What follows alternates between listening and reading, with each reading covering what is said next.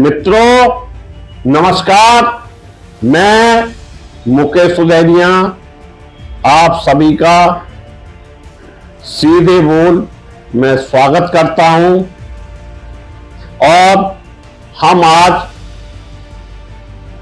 एक सीधा टॉपिक लेकर आपके सामने हाजिर है।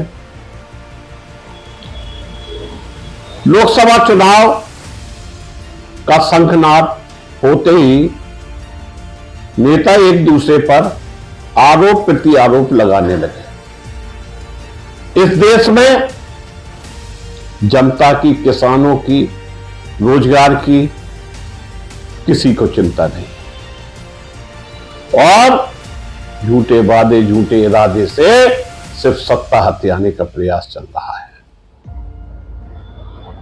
किसी नेता ने अपने गरेबान में झांकने का प्रयास नहीं किया कि वो वास्तविक रूप से इस देश का विकास चाह रहा है कि उन पूंजीपतियों का विकास चाह रहा है जो चंद लोगों के हाथ में देश गिरवी रखा हुआ है। ऐसे में हम आपको बताना चाहते हैं कि जब हिंदुस्तान को गुलामी की जंजीरों से आजाद कराने के लिए हमारे वीर शहीदों ने अपने प्राणों के साथ साथ अपने परिवारों की भी आहुति देने का संकल्प, इसी सपने को अपनी आंखों में सजे हुए लिया हुआ कि वे अपने गुलाम हो चुके हिंदुस्तान को आजाद कराकर फिर से सोने की चिड़िया बनाएंगे। लेकिन आज क्या हो रहा है सभी के सामने। जब अगस्त 1947 को हिंदुस्तान आजाद हुआ तब भी जो लोग राजनीति में आए उनमें से ज्यादातर ने अपने अपने स्तर पर उसे समय से कमजोर हो चुके हिंदुस्तान को मजबूत करने की कोशिश की। लेकिन उस समय भी कुछ ऐसे राजनेता राजनीति में आ कूदे जिन्होंने हिंदुस्तान को आगे बढ़ने में कोई योगदान नहीं दिया, बल्कि अपनी तिजोरियां खूब भरी। और आज भी ऐसे ही राजनेताओं की एक बड़ी लंबी फौज इस देश में मौजूद है जिसे भ्रष्टाचार के अलावा कुछ भी आता ही नहीं है। दरअसल खोखले और श्रेष्ठ राजनेता सत्ता पर कब्जा करके देश की दिशा और दशा दोनों को ही बिगाड़ने का काम करते हैं। वास्तव में ऐसे राजनेता आम जनता के लिए कुछ भी नहीं करते हैं, जबकि जनता की दिन रात की मेहनत की गाड़ी कमाई के पैसे से ही इन लोगों की तनख्वाह से लेकर सारी सुख सुविधाएं मिलती हैं। लेकिन फिर भी ये लोग आम जनता के प्रति जवाबदेह होने के बजाय पूंजीपतियों के प्रति ऐसे जवाबदेह हो जाते हैं जैसे उनके नौकर ही हैं। ये राजनेता पूंजीपतियों के साथ गठबंधन करके न केवल सत्ता पर कब्जा करते हैं बल्कि आम जनता के संसाधनों पर भी कब्जा करके लोकतांत्रिक ढांचे को बुरी तरह से कमजोर करने का काम करते हैं, जैसा कि मौजूदा समय में इस देश के अंदर हो रहा है। जिससे ये लोग अपने दोस्त बने पूंजीपतियों को ज्यादा से ज्यादा फायदा पहुंचा सकें और पूंजीपति जनता का ज्यादा से ज्यादा खून चूस सके और उसी में से किसी पालतू की तरह एक दो टुकड़े इन नेताओं की तरफ फेंक सकें। दरअसल राजनेताओं को ये पूंछ हिलाने का फायदा पूंजीपति खूब उठाते हैं और देश के गद्दार नेताओं को वो अपने इशारों पर लगातार नचाते हैं। नेताओं के लालच और इनकी सत्ता लोलुपता के कारण एक बेहतर भारतवर्ष, तरक्की और जनता के अच्छे दिन आने के मौके खत्म हो जाते हैं। कहा जाता है देश में अच्छे दिन आएंगे, कहना सरल है लेकिन आज तक जनता के अच्छे दिन नहीं आए। लगातार जनता के बुरे दिन आते जा रहे हैं और आते हैं, चुनाव के दौरान जनता के आगे हाथ जोड़कर खड़े होने वाले यह राजनेता झूठे वादों, दावों, जुमलों के जाल में जनता को फंसाकर उसे बहला फुसलाकर ही लूटना शुरू कर देते हैं। जैसे ही सत्ता में आते हैं, वर्तमान समय में इलेक्टोरल बॉन्ड का जो खेल हुआ, दरअसल उसकी जड़ें बहुत गहरी हैं। ऐसे आरोप लग रहे हैं कि इसके लिए पूंजीपतियों की लाखों करोड़ों रुपए की कर्ज माफी, उनके लिए ठेके देने से लेकर उनकी टैक्स चोरी को भी अनदेखा करने जैसी राहत देने का चलन इसी इलेक्टोरल बॉन्ड के आड़ में हुआ है। लेकिन इस बात को समझना होगा कि पूंजीपतियों के लिए रिलीफ फंड और दूसरी तरफ सुविधाएं दोनों हाथों से लुटाकर देश के राजस्व में डाका डालने जैसा ही है मित्रों। यह बात सामने आती जा रही है। 140 करोड़ जनता देख रही है। सुप्रीम कोर्ट अपने डंडे से हाँक रहा है कि सुधर जाओ और लोकतंत्र बचाओ।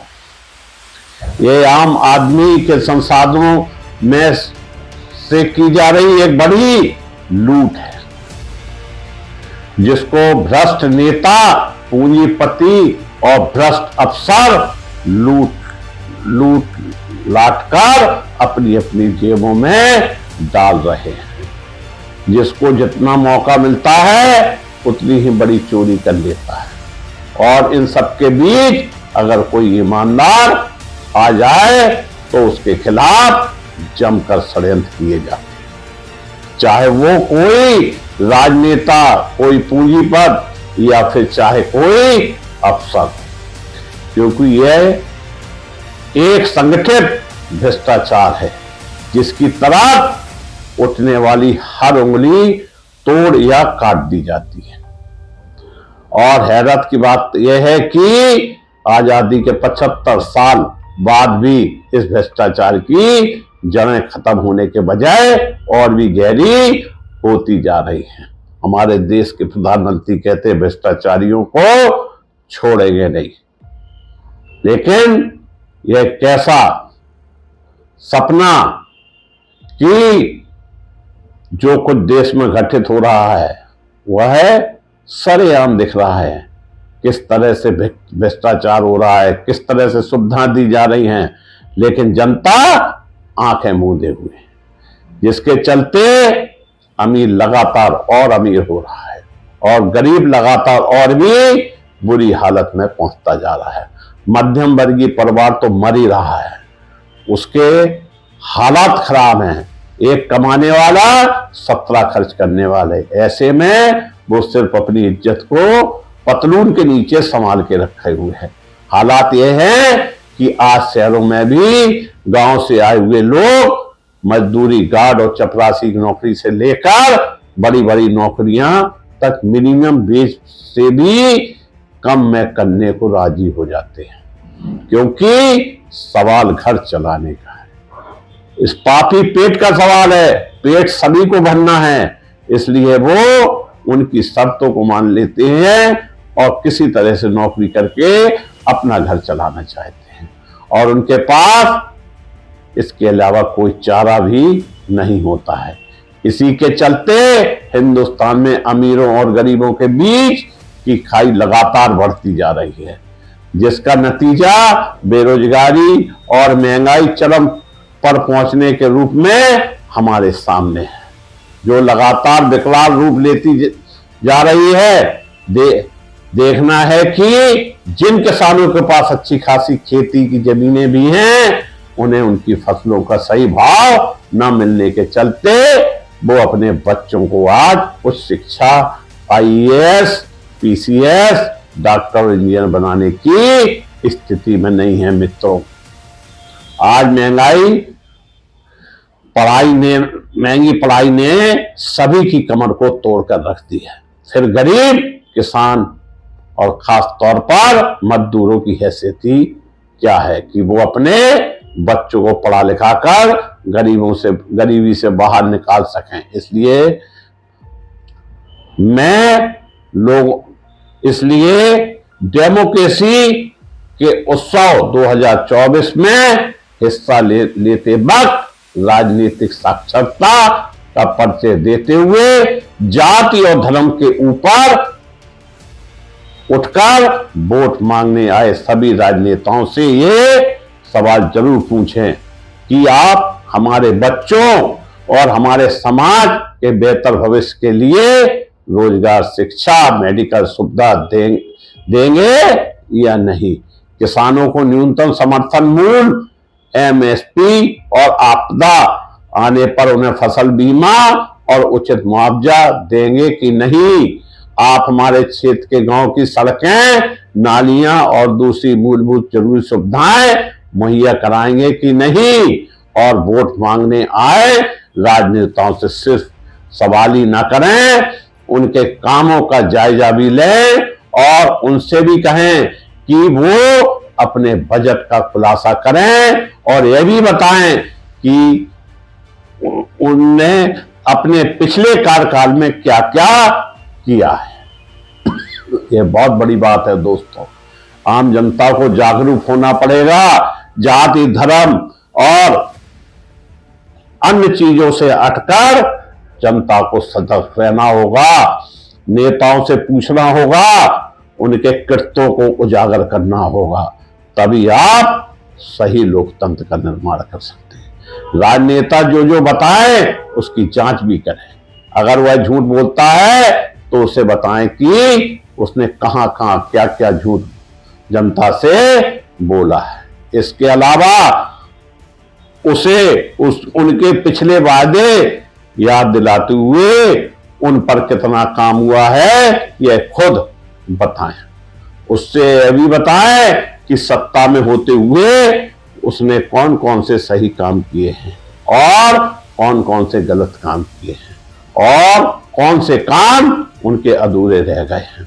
उनसे पूछे कि वो जो वादे कर रहे हैं, जब पुराने ही वादे पूरे नहीं हुए तो कल को उससे कौन सा अलाउद्दीन का चिराग मिल जाएगा जो पहले नहीं था, जिसके सहारे वो सारे अधूरे कामों को पूरा कर देंगे।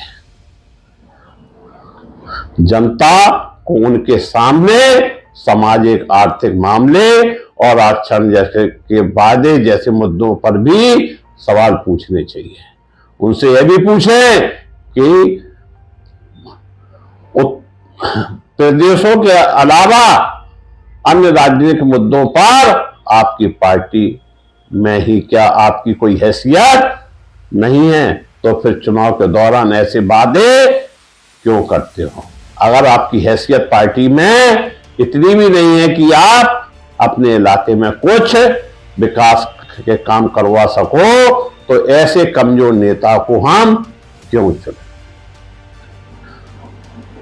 बहरहाल एक बात और ध्यान में रखने योग्य है मेरे 140 करोड़ मतदाताओं कि आप लोग राजशाही ठाट बाट से अपनी जिंदगी जीने वाले राजनेताओं को जनता का नेता समझने की भूल ना करें, अन्यथा ऐसे ही उससे लूटते रहोगे और नेता के पास आपकी आने वाली नस्ल के बेहतर भविष्य के लिए कोई अच्छा दृष्टिकोण और जनहित के उद्देश्य होते हैं।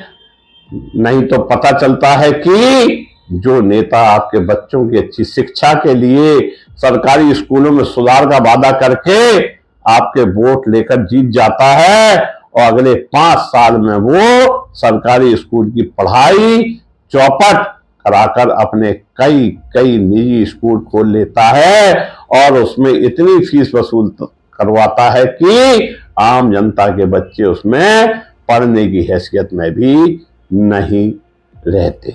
इसलिए जनता को समझना होगा कि वैचारिक खोखले राजनेताओं के पास अपने लिए अगले चुनाव जीतने का दृष्टिकोण और जनता के लिए झूठे वादे, जुमले और अपने लिए पैसा कमाने के अलावा कुछ और नहीं होता है। धन्यवाद।